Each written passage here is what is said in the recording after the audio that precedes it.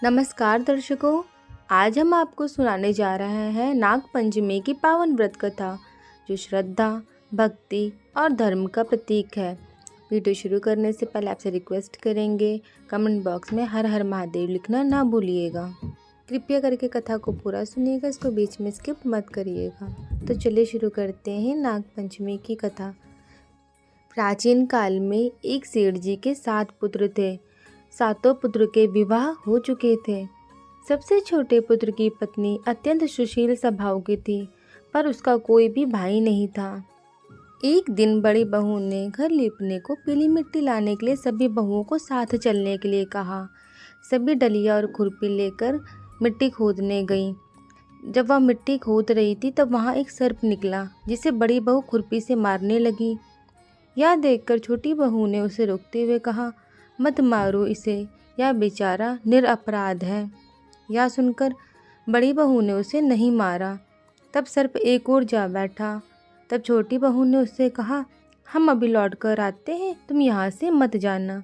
यह कहकर वह से मिट्टी लेकर घर चली गई। वहाँ काम काज में फंसकर जो छोटी बहू ने सर्प से वादा किया था वह उसे भूल गई।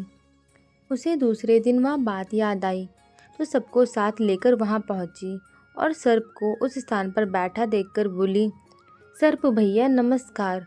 सर्प ने कहा, तू भैया कह चुकी है, इसीलिए तुझे छोड़ देता हूँ, नहीं तो झूठी बात कहने के कारण तुझे अभी डस लेता।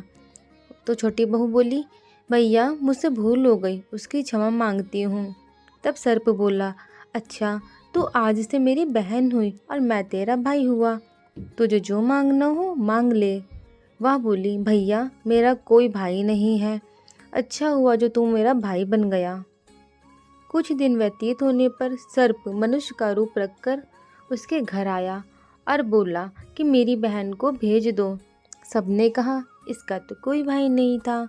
तो वह बोला, मैं दूर के रिश्ते में इसका भाई हूँ, बचपन में ही बाहर चला गया था। उसके विश्वास दिलाने पर घर के लोगों ने छोटी को उसके साथ भेज दिया। उसने मार्ग में बताया कि मैं वही सर्प हूँ, इसीलिए तू डरना नहीं और जहाँ चलने में कठिनाई हो वहाँ मेरी पूँछ पकड़ लेना। छोटी बहू ने ऐसा ही किया। इस प्रकार से वह उसके घर पहुँच गई। वहाँ के धन ऐश्वर्य को देखकर वह चकित हो गई।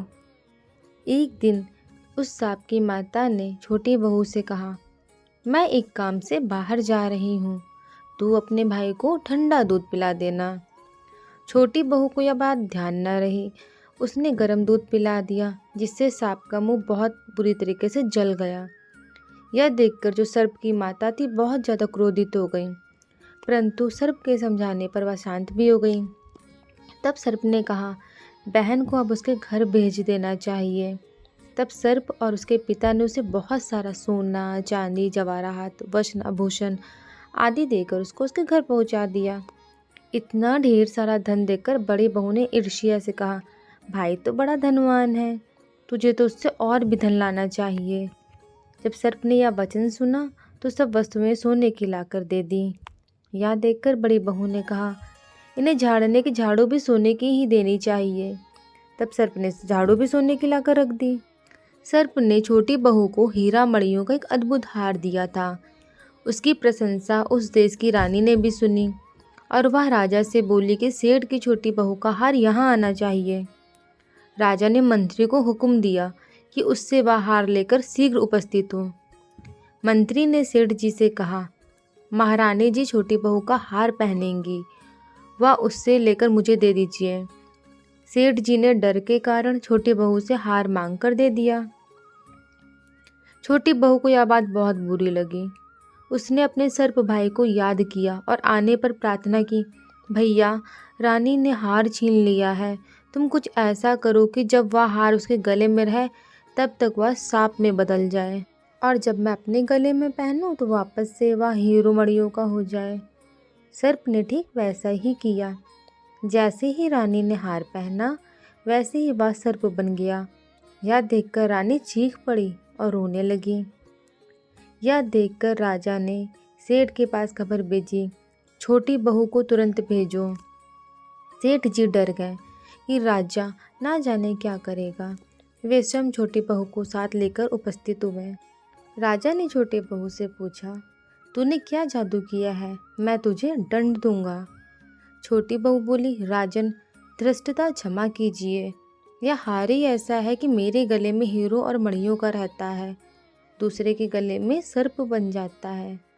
यह देखकर राजा ने वह सर्प बना हार उसे देकर कहा, अभी पहन कर दिखाओ। छोटी बहू ने जैसे ही उसे पहना, वैसे ही वह वापस से हीरो और मणियों का हो गया। यह देखकर राजा को उसकी बात का विश्वास हो गया और उसने प्रसन्न होकर छोटी बहू को बहुत सारी मुद्राएं पुरस्कार में दी। छोटी बहू वह हार और मुद्राओं के साथ वापस घर लौट आई। जब बड़ी बहू ने देखा उसके धन को, तो उसको बहुत ज़्यादा ईर्ष्या हो गई। तो उसने जो छोटी बहू का पति था, उसको उसके बारे में भड़काना शुरू कर दिया, छोटी बहू के बारे में, कि पता नहीं कहाँ से इसने भाई बनाया, कौन सा भाई है, इसके पास इतना धन आ गया। यह सुनकर उसके पति ने अपनी पत्नी को पास बुलाकर कहा, ठीक ठीक बता दो, यह धन तुझे कौन देता है? तब वह सर्प को याद करने लगी। तभी उसी समय सर्प ने प्रकट होकर कहा, यदि मेरी धर्म बहन के आचरण पर संदेह प्रकट करेंगे तो मैं तुझे खा लूँगा। जब पति को पता चला कि यह इसका धर्म भाई है, यह सुनकर छोटी बहू का पति बड़ा प्रसन्न हुआ और उसने सर्प देवता का बड़ा सत्कार किया। उसी दिन से नाग पंचमी का त्यौहार मनाया जाने लगा और स्त्रियां सर्प को भाई मानकर उसकी पूजा करती हैं और नाग देवता को दूध अर्पित करती हैं।